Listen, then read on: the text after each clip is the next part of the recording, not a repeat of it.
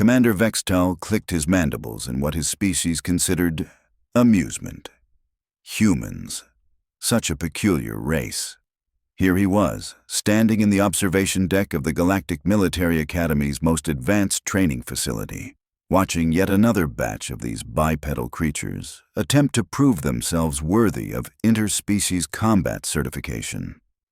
Most would fail, naturally. The statistics were quite clear on that matter. "Sir," his aide, Lieutenant Crix, approached with the usual nervous energy that plagued his kind. "The human batch is ready for advanced combat assessment. Shall we proceed with standard protocols?" Vex'tal's 3 eyes rotated to focus on the training ground below. "Standard protocols, yes, though I suspect we'll need the medical bay on standby. Again." The humans had been making quite the impression lately, though not necessarily the kind one would call favorable. They had this annoying tendency to survive scenarios that should have eliminated them outright. Worse yet, they seemed to find humor in the most inappropriate situations. Just last week, a human named Marcus Kane had made jokes while dangling upside down from a cliff face during survival training. The audacity was, well, it was typically human. "Attention, trainees!" Drill Instructor Yazik's voice boomed across the combat arena. Yazik was a Thoraxian, built like a living tank with a personality to match. His species had conquered 17 systems through sheer brutality alone. If anyone could break these humans, it would be him. "Today you will face the gauntlet of valor. Many of your predecessors have failed this test. Some have died. Some have wished they had died." Down in the arena, 23 humans stood at attention. Well, what passed for attention among their species? One was checking her fingernails. Another appeared to be humming. A third was actually stretching as if preparing for morning exercise rather than potential death. Vex'tal leaned forward, intrigued despite himself. "Lieutenant, pull up the files on these particular specimens." "Of course, sir." Crix's claws danced over the holographic interface. "We have quite an interesting group this cycle. There's Jake Morrison, former asteroid miner. Tends to use mining equipment in creative ways during combat scenarios.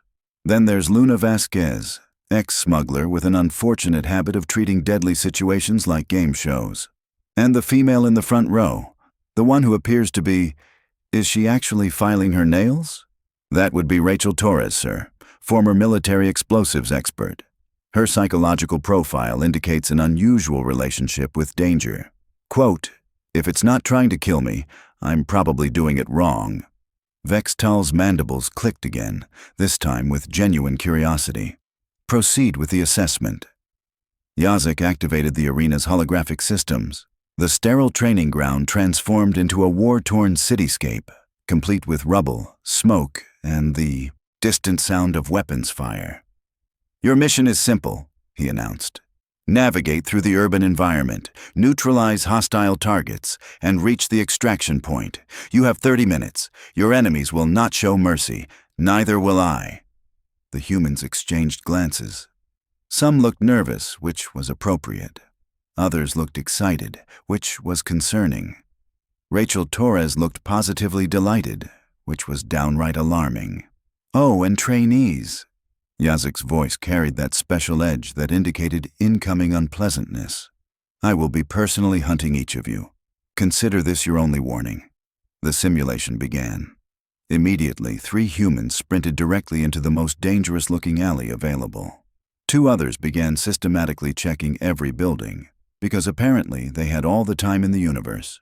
The remaining 18 spread out with what could charitably be called tactical awareness.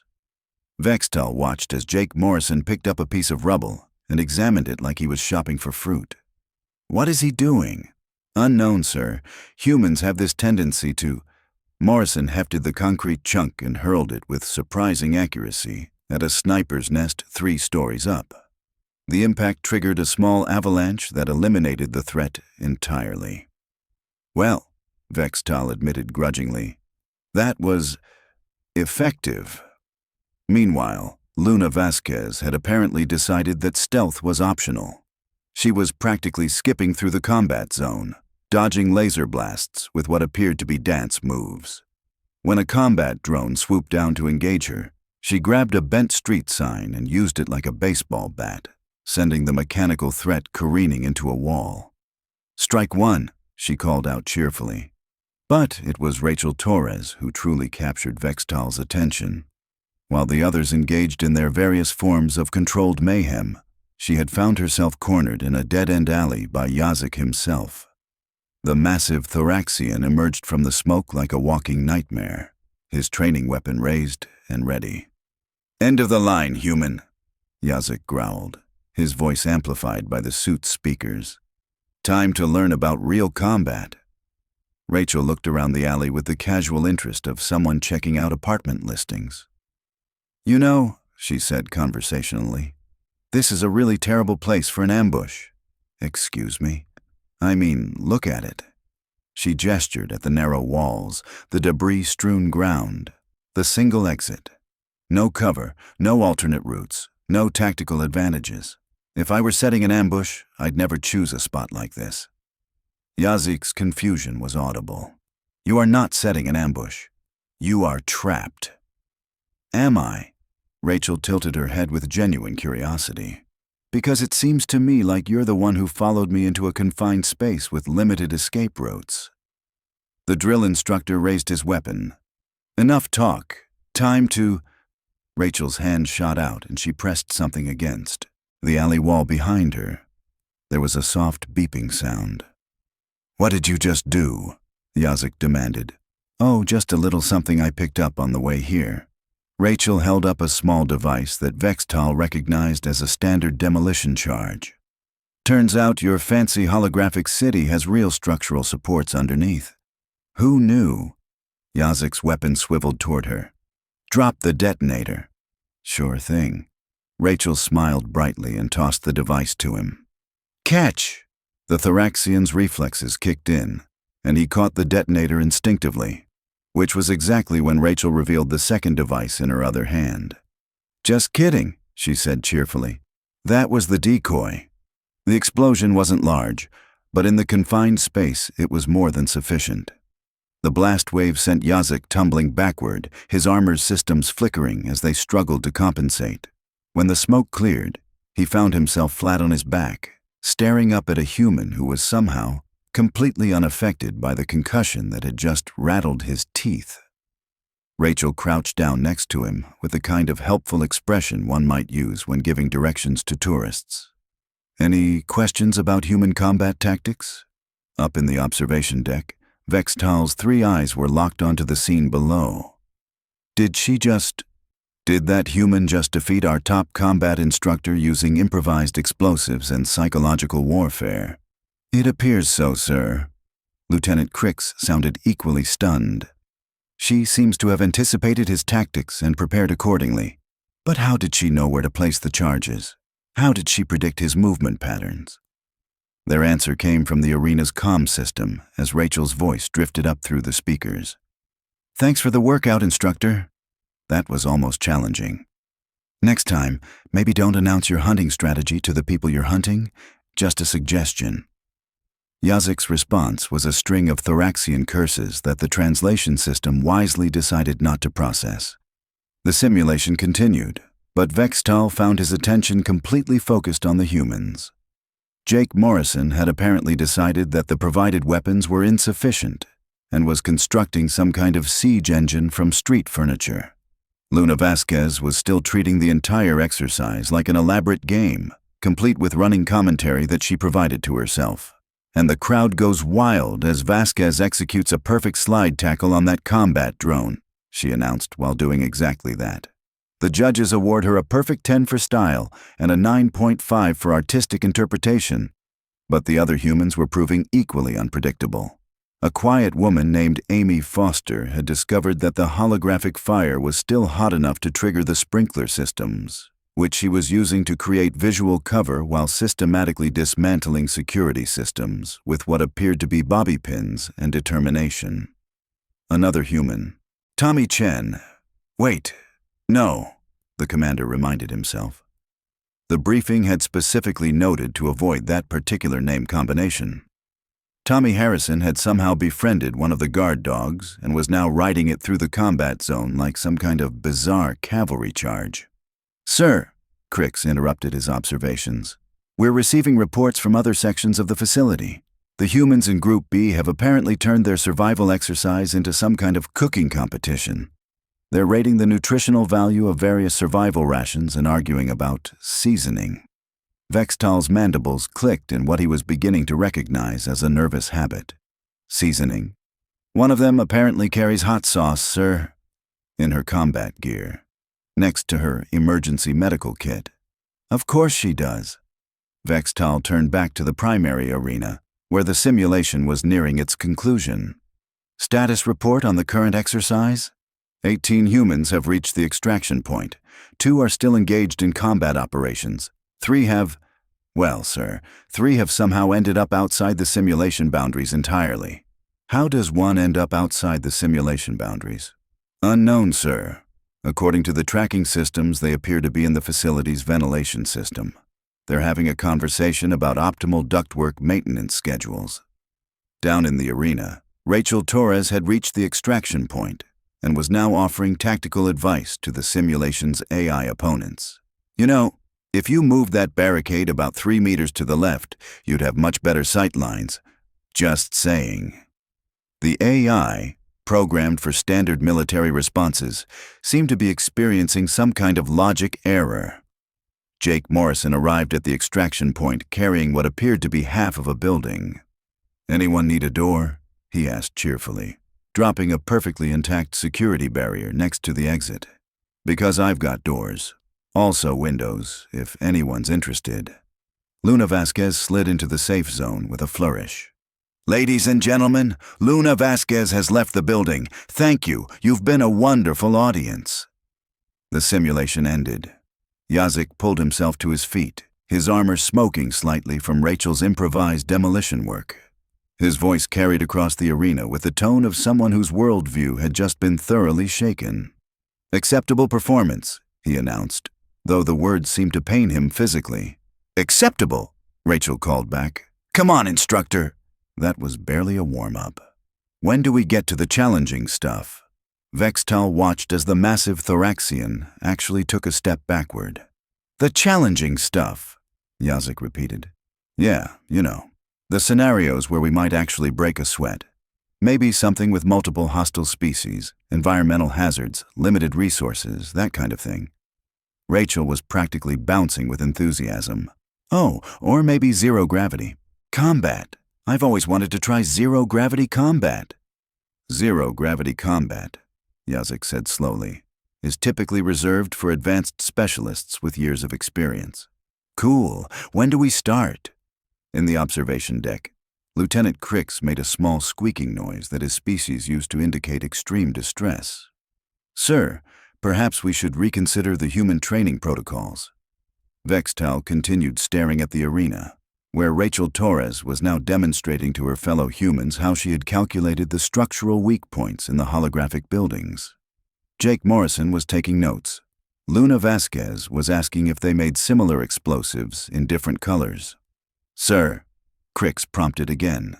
"Lieutenant," Vex'tal said slowly, "I want you to pull the files on every human military engagement in the past 50 years. "All of them, sir?" "All of them." Vex'tal's 3 eyes finally rotated away from the arena to focus on his aide. "And then I want you to cross-reference them with reports of impossible victories, tactical innovations that defied conventional military doctrine, and incidents involving improvised weapons made from civilian materials." That's quite a lot of data, sir." "Yes, it is." Vex'tal clicked his mandibles one final time, but this time the sound carried none of his earlier amusement. "I have a feeling we're going to need to understand these humans much better than we thought."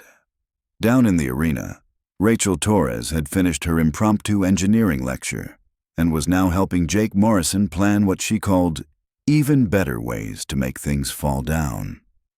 Luna Vasquez was choreographing what appeared to be a victory dance that incorporated several martial arts techniques.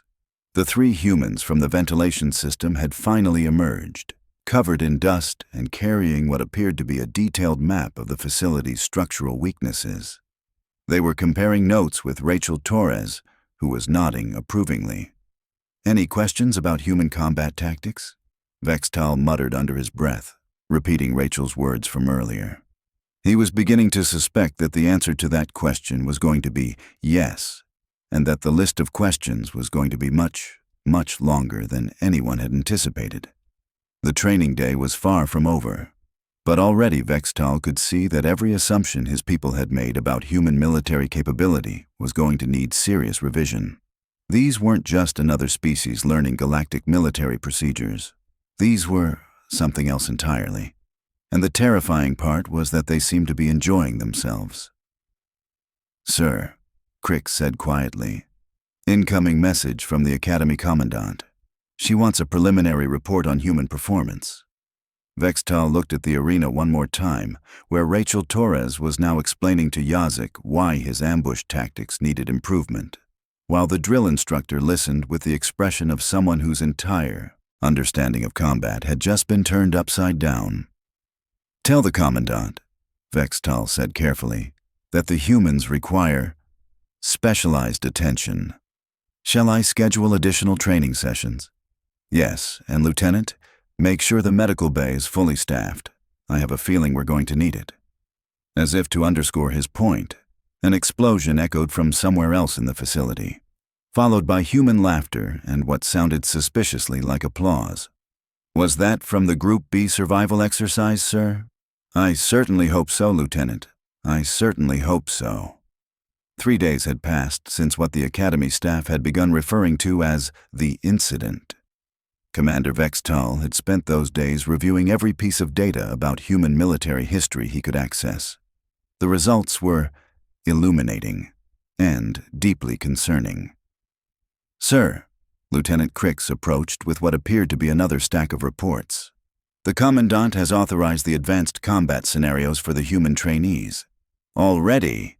Vex'tal's mandibles twitched. "But they've only been here for 17 hours of actual training time, yes, sir.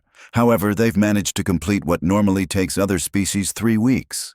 Also, they've apparently redesigned our obstacle course to be more interesting." Vex'tal felt something that his species typically associated with impending doom. "Define more interesting." "They've added what they call bonus challenges. Apparently, the original course was too predictable." Crix consulted his datapad nervously. "They've also submitted a formal request to test their modifications on other species trainees. For science, they said."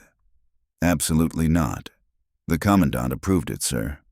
Vex'tal closed his 3 eyes in what humans might recognize as a prayer for strength. "Of course she did. What's the current status of our human trainees?" "Well, Rachel Torres has been promoted to assistant instructor after she improved drill instructor Yazik's combat techniques by 43%.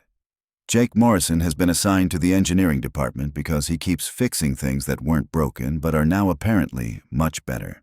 And Luna Vasquez." "What about Vasquez?" "She's been placed in charge of morale, sir. Across all species, her enthusiasm appears to be contagious."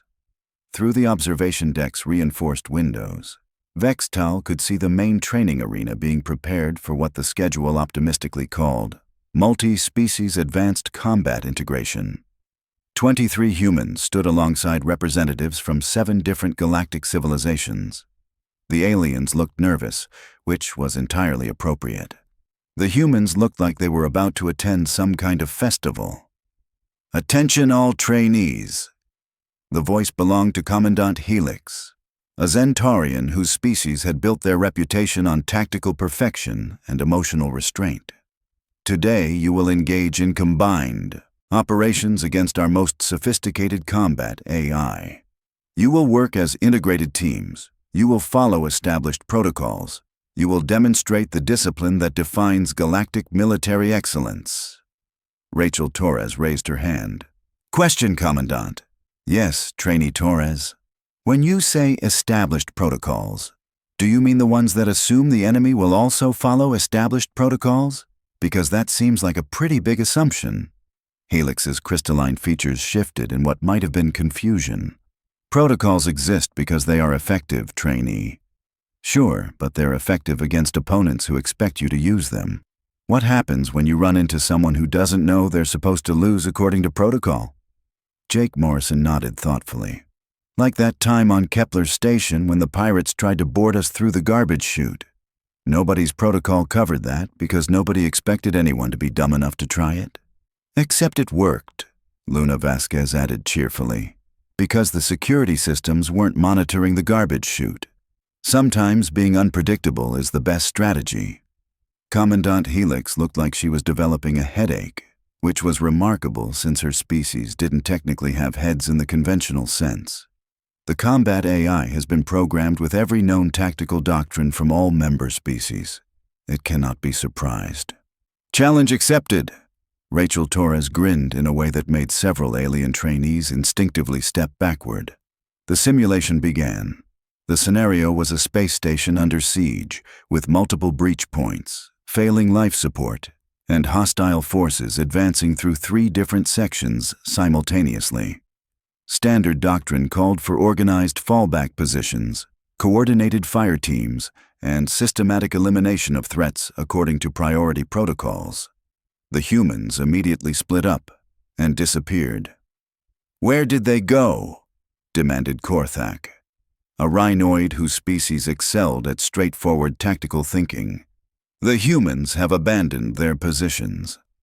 "No," said Celine, a Veltharan scout, her sensors tracking multiple energy signatures throughout the station. "They are everywhere."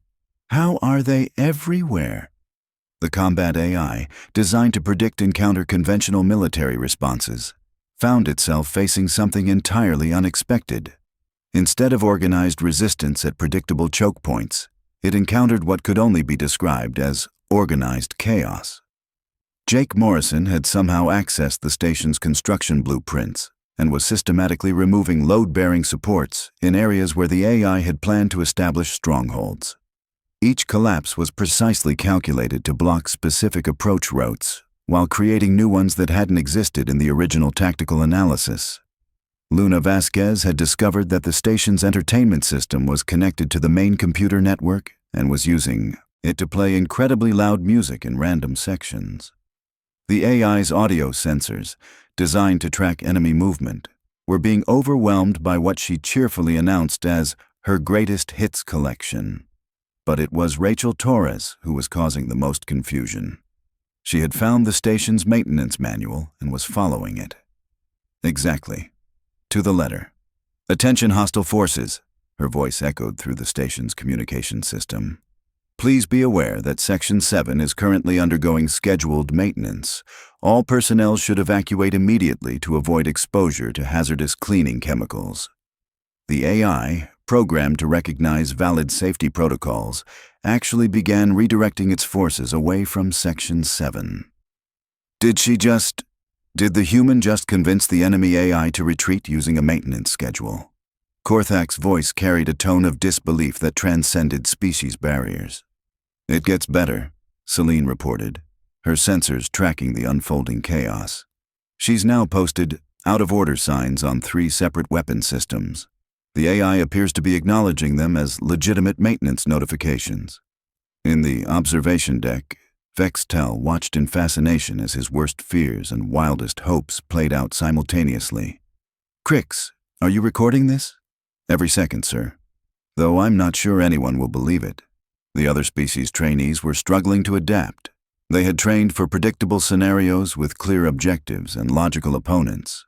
The humans had turned the entire exercise into something resembling performance art, with explosive elements.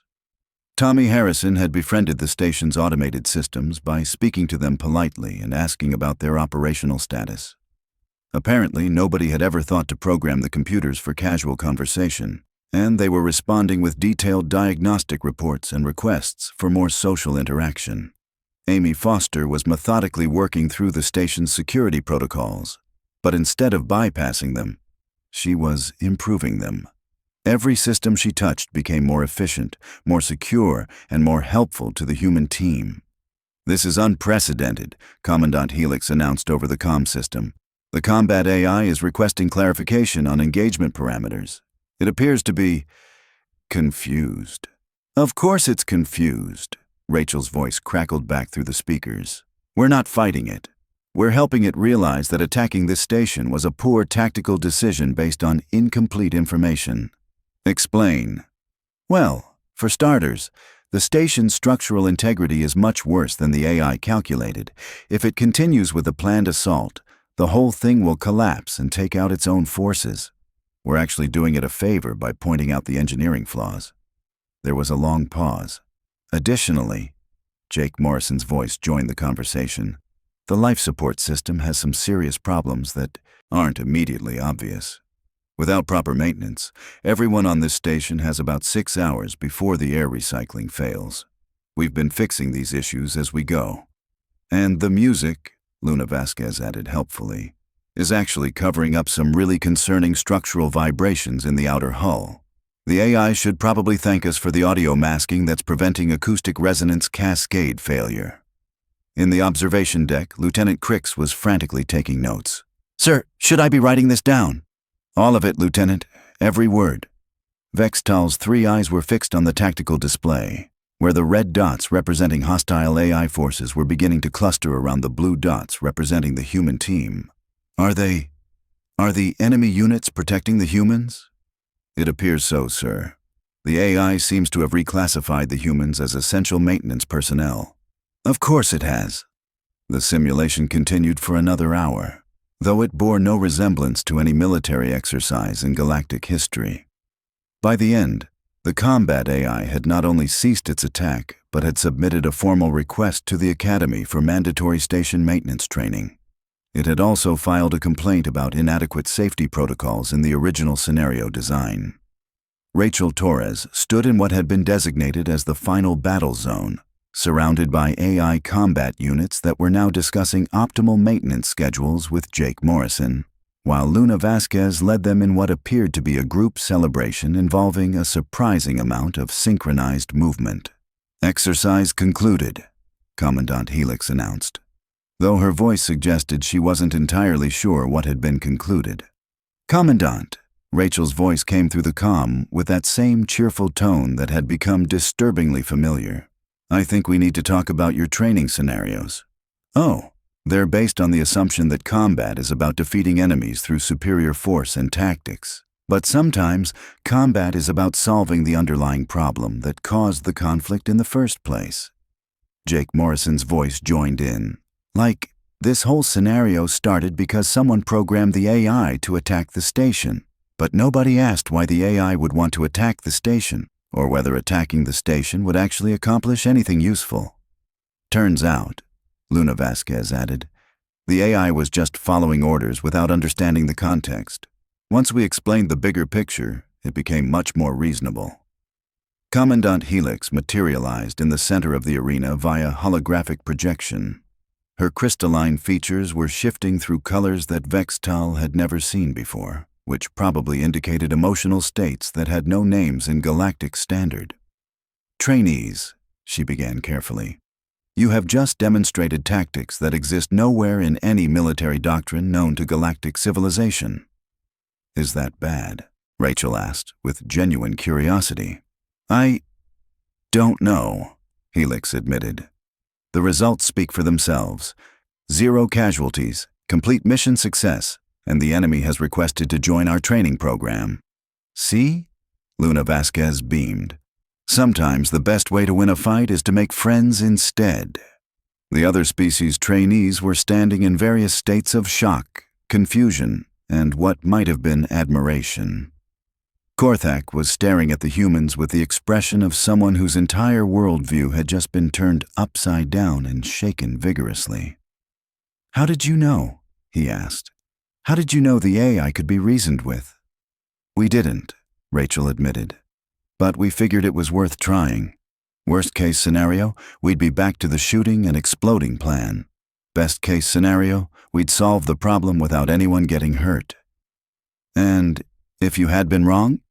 Jake Morrison shrugged. Then we would have learned something useful for next time. Amy Foster, who had been quietly observing the conversation, stepped forward. The thing is, every problem has multiple solutions. Military training usually focuses on the most direct approach, but that's not always the most effective approach. Effective, Celine repeated thoughtfully. Your methods achieved complete success with minimal resource expenditure and zero losses. Plus, Tommy Harrison added with a grin, it was actually kind of fun. In the observation deck, Vex'tal realized he was witnessing something unprecedented in galactic military history. These humans hadn't just passed the advanced combat assessment. They had fundamentally changed what the assessment meant. Crix, he said quietly, I want you to send a message to Galactic Command. What should it say, sir? Vex'tal watched as Rachel Torres helped the combat AI units organize an impromptu maintenance workshop while Vasquez taught them what she called team-building exercises. Jake Morrison was explaining structural engineering to a group of alien trainees who were hanging on his every word. Tell them that we need to revise our understanding of human military capabilities. All of it, every assumption, every protocol, every strategic doctrine we've developed based on observing other species. Sir, these humans don't think like soldiers, Crix. They think like problem solvers who happen to be extremely good at controlled violence when necessary. Vex'tal's mandibles clicked one final time. And I suspect that makes them far more dangerous than any conventional military force we've ever encountered. Should I recommend they be assigned to Special Operations? No, Lieutenant. I think we should recommend that Special Operations be redesigned around them. Down in the arena, Rachel Torres was wrapping up her impromptu lesson on creative tactical thinking. Remember, she told the mixed group of humans and aliens gathered around her, the best weapon you have is your brain. Everything else is just tools. Any questions? She asked, with that same bright smile that had preceded 3 days of unprecedented chaos. For the first time since the humans had arrived at the academy, nobody had any questions. They were all too busy taking notes. Commandant Helix's holographic form flickered as she processed the implications of what had just occurred. Trainees Torres, Morrison, Vasquez, Foster, and Harrison report to Advanced Command Training immediately. Ooh! Vasquez clapped her hands together. Does that mean we get to plan the scenarios instead of just solving them? The silence that followed was so profound that Vex'tal could hear his own breathing apparatus cycling. Yes, Helix said finally. Yes, I believe it does. As the humans cheered and began discussing what they called really interesting training scenarios, Vex'tal realized that the galaxy's military academies were about to become much more exciting places and considerably more dangerous, but mostly exciting. Lieutenant Crix? Yes, sir? Schedule a meeting with the Academy's insurance provider. I have a feeling we're going to need to discuss policy adjustments. The sound of human laughter echoed through the facility, followed by what appeared to be enthusiastic planning discussions involving phrases like multi-dimensional combat scenarios and creative problem-solving under pressure. Vex'tal decided that perhaps he should request a transfer to a nice, quiet desk job somewhere far away from human trainees. Unfortunately, he suspected that such places no longer existed in the galaxy. The humans had arrived, and military training would never be the same again.